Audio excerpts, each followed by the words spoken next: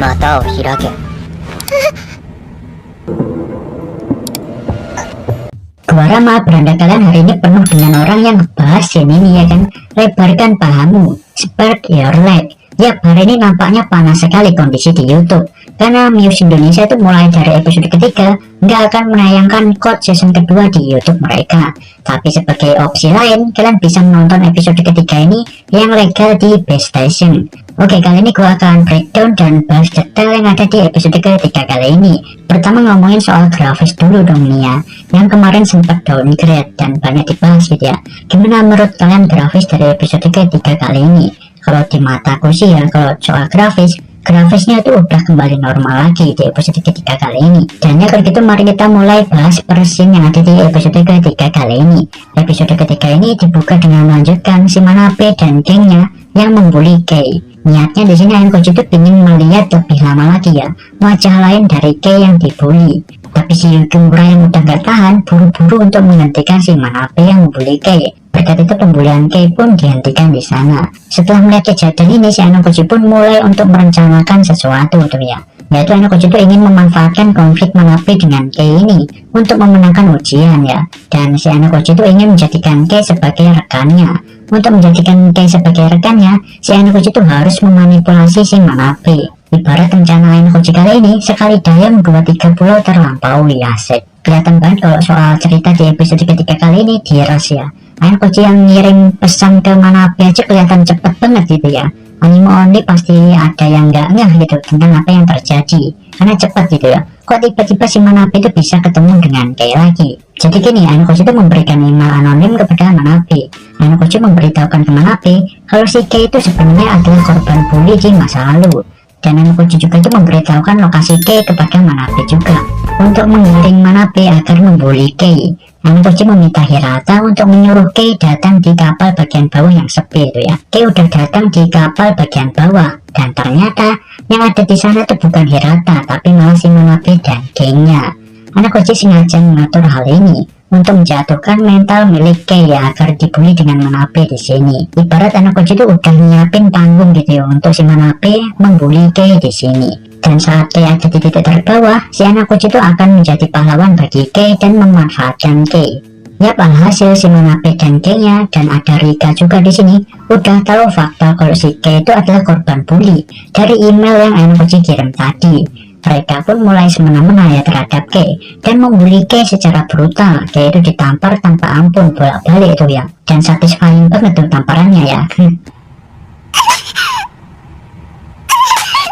Tapi kalau dilihat novelnya, Kei itu ditendang, dipukul, dijambak, paket komplit lah ya pokoknya ya. Untuk di animenya sendiri tuh nggak begitu brutal gitu dilihatnya, cuma ditampar doang. Ayano menyaksikan Kei yang dibully dari kejauhan. Untuk latar pas Kei dibully ini, feel-nya tuh dapet banget ya. Dari suasana dan soundtracknya tuh pas banget, ngebuat merinding pas di scene pembulian ini. Di saat Manabe dan Kei-nya udah pergi, si Ayano tuh mulai menghampiri si Kei. Ayano yang baru datang mengancam akan membeberkan masalahnya Kei, dan fakta Kei yang berpura-pura pacaran dengan Hirata akan dibeberkan juga oleh si Ayano.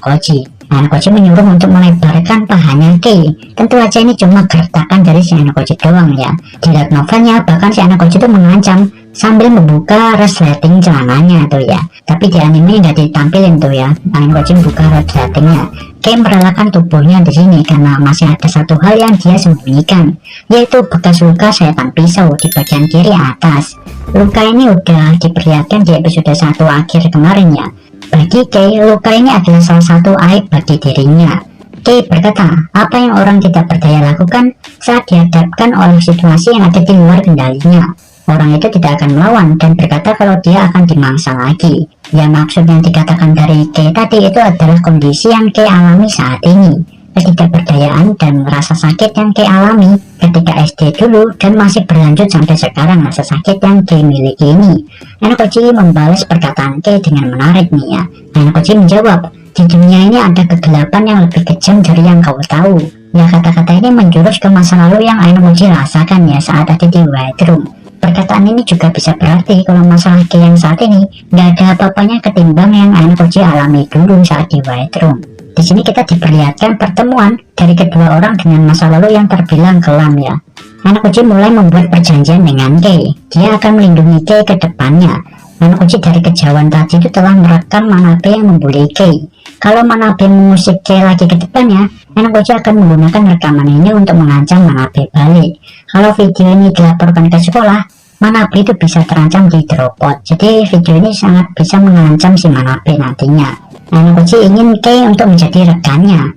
Dia akan melindungi Kei, tapi sebagai gantinya, Anak Uji ingin bantuan dari Kei. Anak Uji ingin Kei yang merupakan pilar dari para perempuan di kelas D untuk mengendalikan dan menyatukan kelas D. Peran ini adalah peran yang tidak dapat dilakukan oleh Horikita. Maka dari itu, si Anak Uji itu meminta Kei untuk menjadi rekannya. Kau bertindak untukku, aku bertindak untukmu. Hubungan seperti itu sudah lebih dari cukup, bukan? お前は俺のために、俺はお前のために動く。その関係さえあれば十分だろ。Gue merasa kalau perkataan Anak Uji ini sangat epic ya di episode kali ini. Di sini simbiosis mutualisme Kei dan Anak Uji terbentuk ya. Untuk permulaan, si Anak Uji berkata akan memenangkan ujian kali ini. Karena si Kei itu adalah VIP di dalam kelompok Mars. Anak Uji tahu ini dari Hirata. Anak Uji pun sudah menyusun rencana dan Anak Uji berniat untuk menukar HP miliknya dengan HP milik Kei. Setelah itu Anak Uji akan menukarnya dengan Yukimura. Ini dilakukan untuk mengecoh kelas lain. Tapi kalau cuma tukeran HP saja beresiko. Mereka harus bertukaran SIM card juga agar nggak ada yang curiga. SIM card itu memang terkunci, tapi dengan poin, maka kunci dari SIM card itu bisa dibuka. Anak Uji menanyakan hal ini kepada Sabashira Sensei. Terlebih di dalam kapal ini ada tukang servis HP juga. Jadi tukar SIM card itu bisa dilakukan di sini. Next scene Ichinose yang lagi turu. Di sini nih si Ichinose itu lagi tidur ya. Harusnya Anak Uji itu memberikan komentar di sini. Di light novelnya si Anak Uji itu fokus ke pahanya Ichinose. Setelah Ichinose bangun, mereka itu membahas tentang poin pribadi milik Ichinose yang mencapai 2,6 juta poin pribadi. Itu poin pribadi yang bisa dibilang cukup besar gitu ya. Dan di sini dinotis juga tentang 20 juta poin pribadi untuk pindah kelas. Lanjut ke diskusi terakhir. Ini sudah mau memasuki akhir ujian.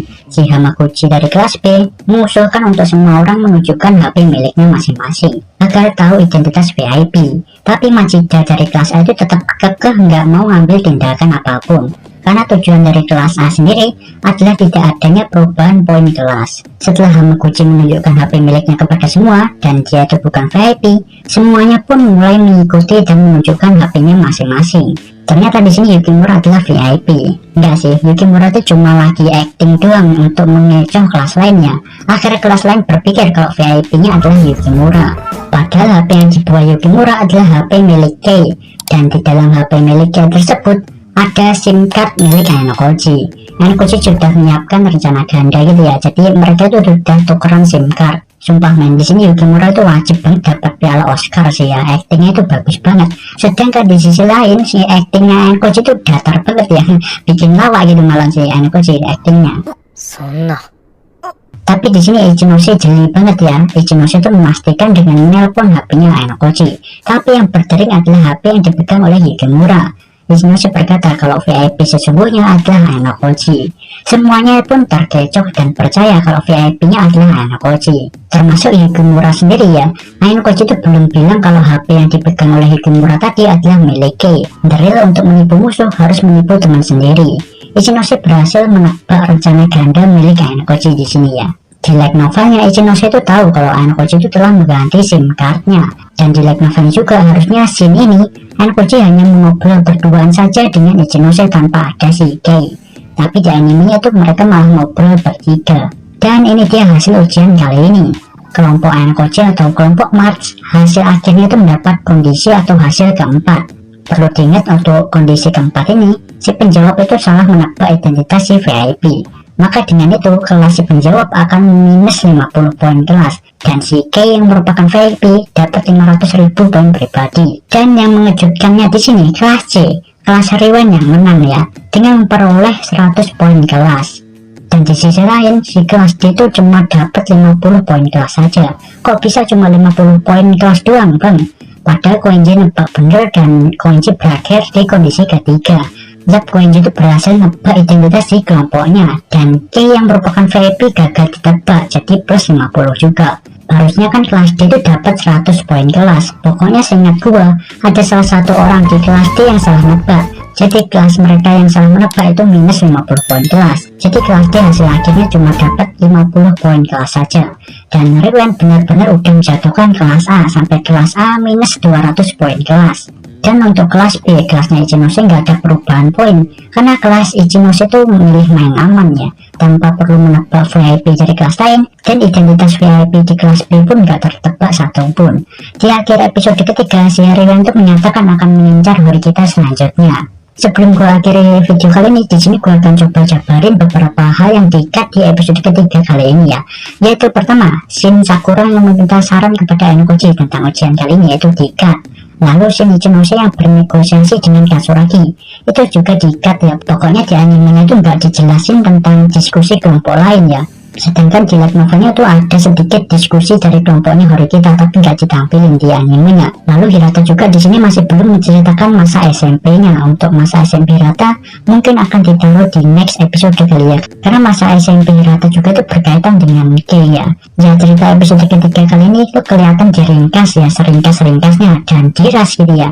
Apakah itu buruk? Ya enggak juga sih, justru gua salut sama studionya, karena ya ada heroin baru sih kayak gitu ya. Dan gua salut gitu ya, volume keempat itu bisa cukup untuk 3 episode aja tuh udah hebat banget ya menurutku. Yang jadi pertanyaannya nih ya, selanjutnya episode keempat, menurut kalian next akan diulang adegan kolam renang atau bakal langsung lompat ke festival olahraga? Gimana menurut kalian para LM reader gitu ya? MVP untuk episode ketiga kali ini adalah Ichinose yang debat ya.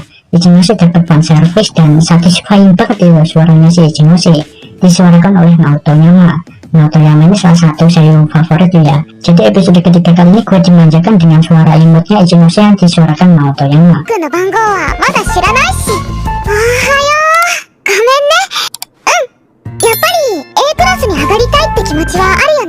Naotoyama the best pokoknya ya. Pokoknya sekian aja video kali ini. Makasih buat kalian yang udah